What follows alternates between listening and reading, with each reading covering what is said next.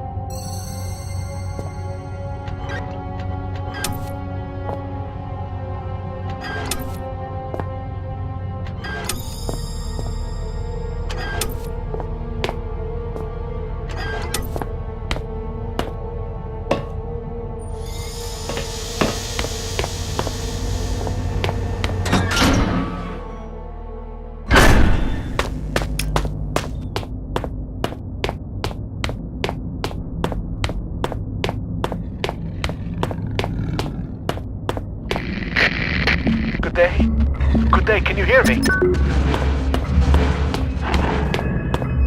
Well, I hope that your ears are working better than your tongue.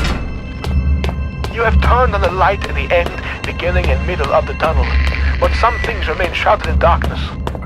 My Morrissey message I hope has helped, but what you need now is to the wall hole to the right of the fence. Go now, there is no time to explain.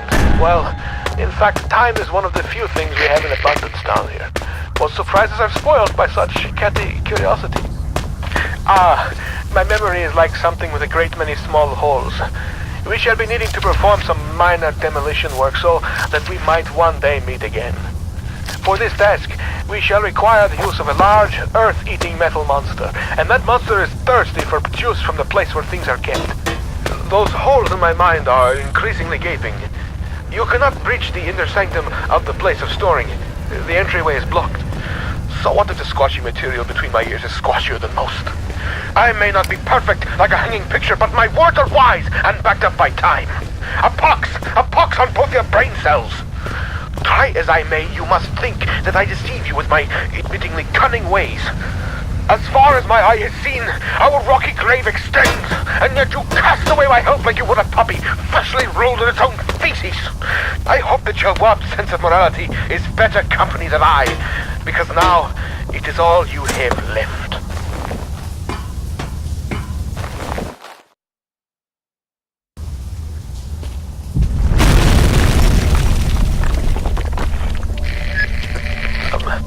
I'm sorry. Sometimes my emotions are like a disobedient pet. Uncontrollable and often rolling in shit. Better safe than sorry, they say. But I think we are both sorrier than we are safe. A tunnel lies between a nearby watery cave and the place where things are kept. Take the second right from the closed door, and you will find what you seek.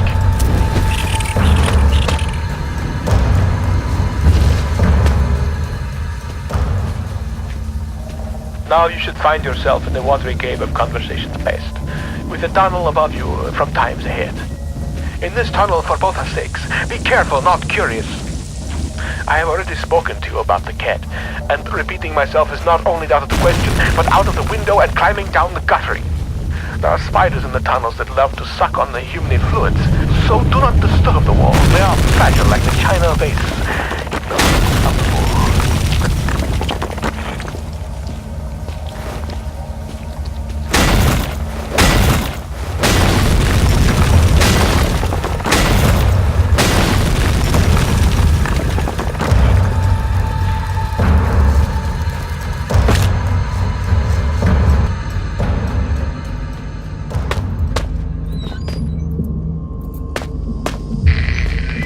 There should be some insect repellent in that red and white cross box in that room.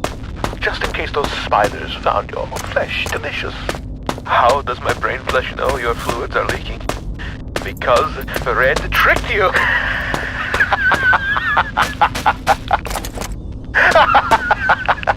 The spidery tunnel was far from a necessary evil.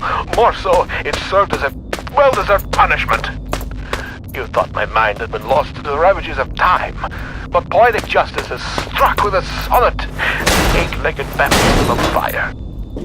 With justice now served cold, I hope that you will be good friends. Now reclaim the key and go juice, and find a way to the mining monster.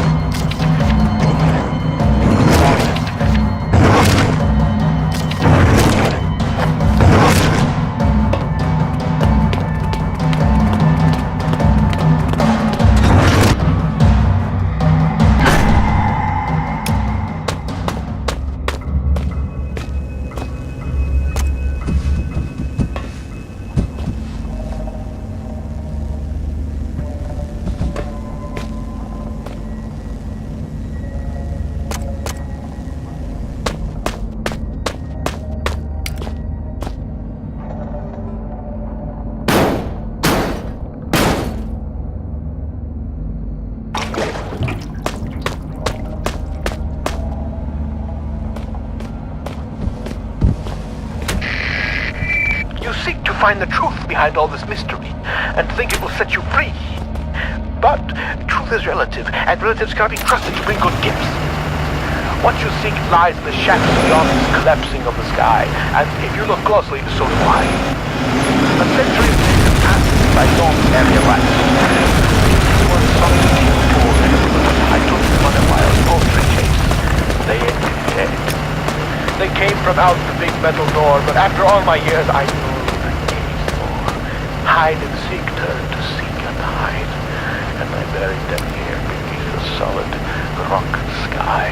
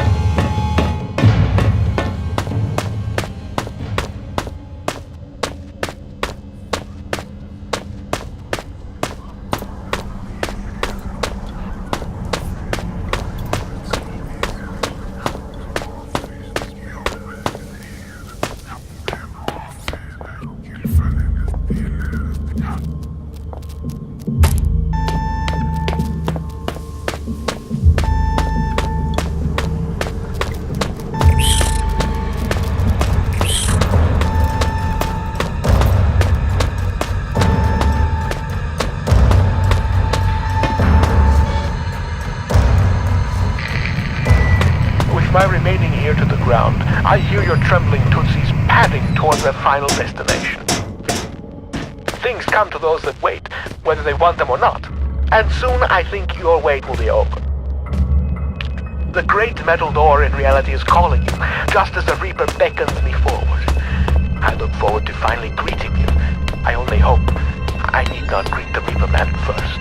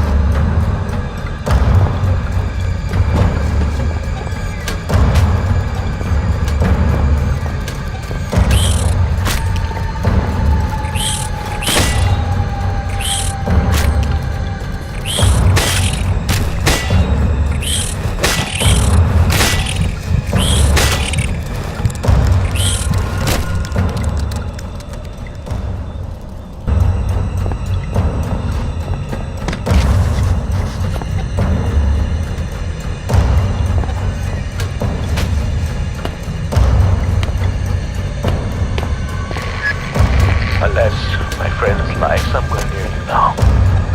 A friend in need is a friend indeed. But a friend that's dead is a foregone possession. May they rest in peace, ruptured and decomposing in peace.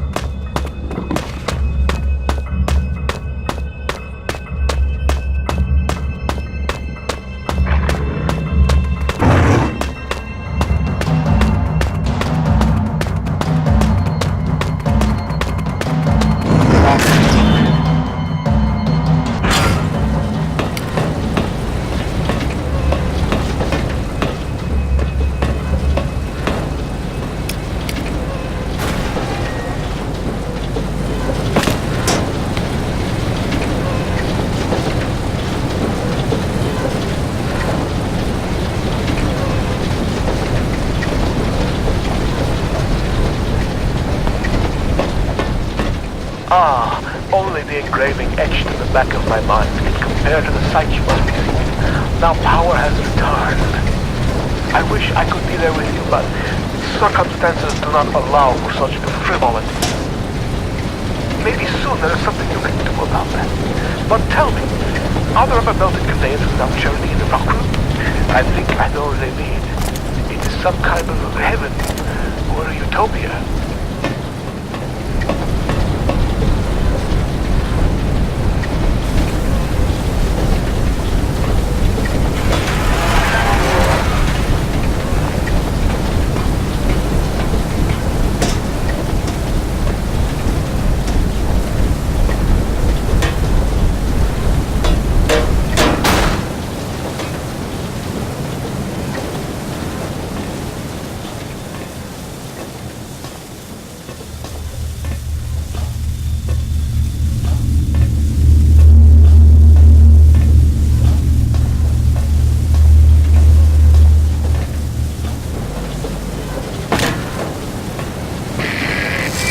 We are now such good and lasting friends.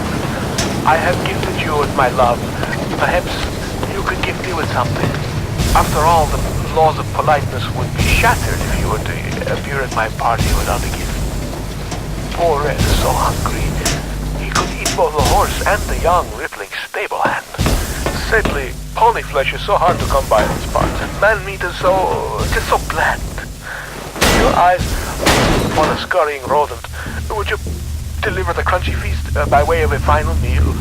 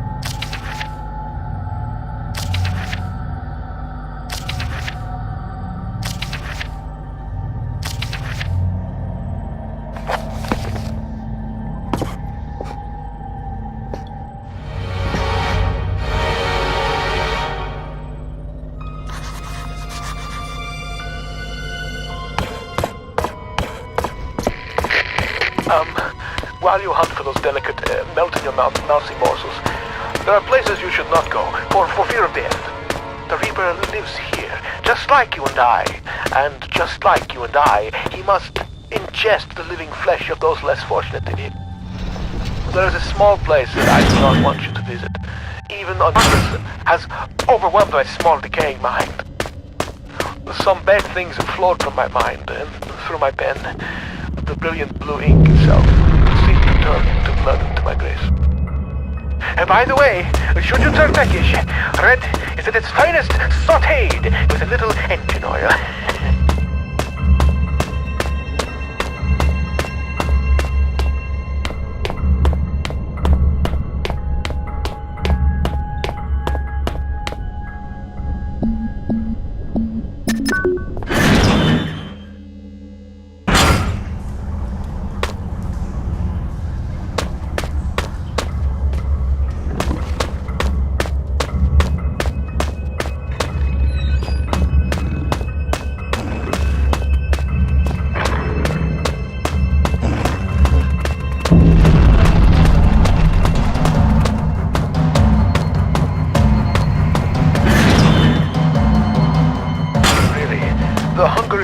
rather uncomfortable here.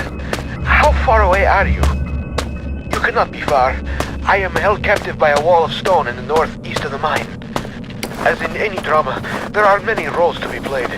You must act the scientist in mixing potions, act the renegade in plots of destruction. On your travels to the tools which you will fashion my rescue, you may discover the place of my last meal. Be careful. The shiny solid floor of water is not solid. Poor Red was almost swallowed whole. The two foolsy men who plummeted into my domain have long since departed, though not I expect from whence they came. I ate ravenously of biped meat that day, but Red promises feasting only began when the man became pungent, when the stench of life had gone, and only the sweet aroma of decay remained.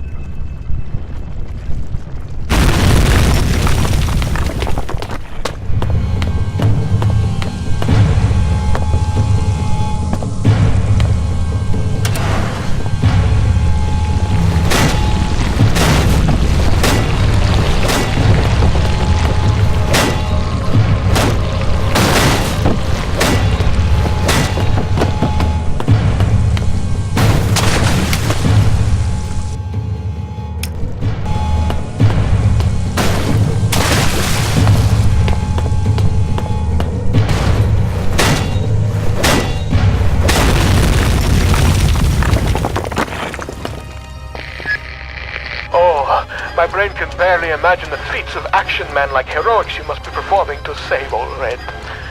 I am waiting so close now for you to blow down the walls of my earthbound prison cell and release me from this mortal coil.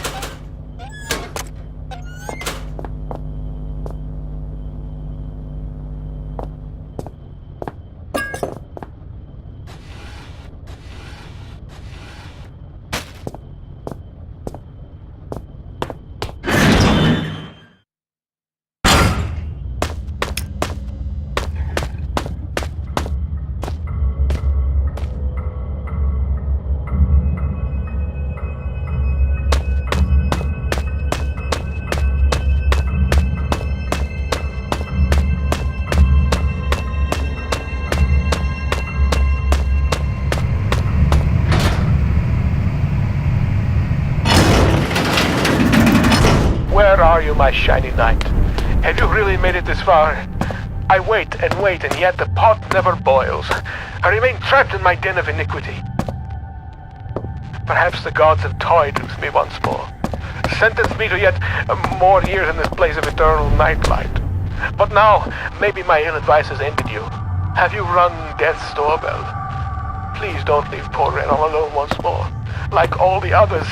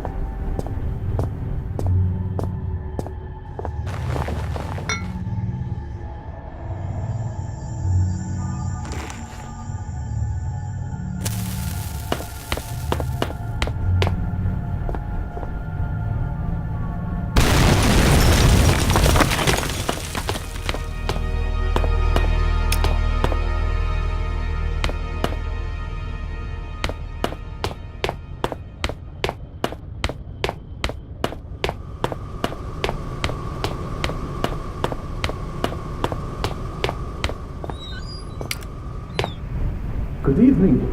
You actually came.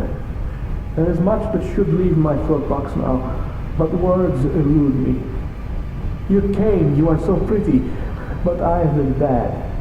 The underworld already beckons me, so I suppose one further misdemeanor will change little. It is false pretension, and not guiding light with which I have led you here. I cannot give you the answers you want. You may wish to find what it is you seek, but that is a fiction. You cannot know what it is you sought through the vast leaden doorway, or else you would seek anything else in the world. No, the key stays with me, in here, so the life that has led me, horrible as it may be, is better still than the life that waits for you, hungry behind those doors. As replacements go, you shall be admirably abnormal. But you must wonder why this metal burning chamber is talking to you in a voice you knew only as red. For it is I, your companion, residing within. You see, I have waited for this day so many years. They won't let me die. They have parts of my head are not my own, and I cannot take my life. It is against the rules. Please, the pain has gone on for so long. All I wanted was a friend, but now the time for chit-chats and marshmallows by the fire has ended, and I hope that soon so shall my life. I have knocked on the death's door for so long.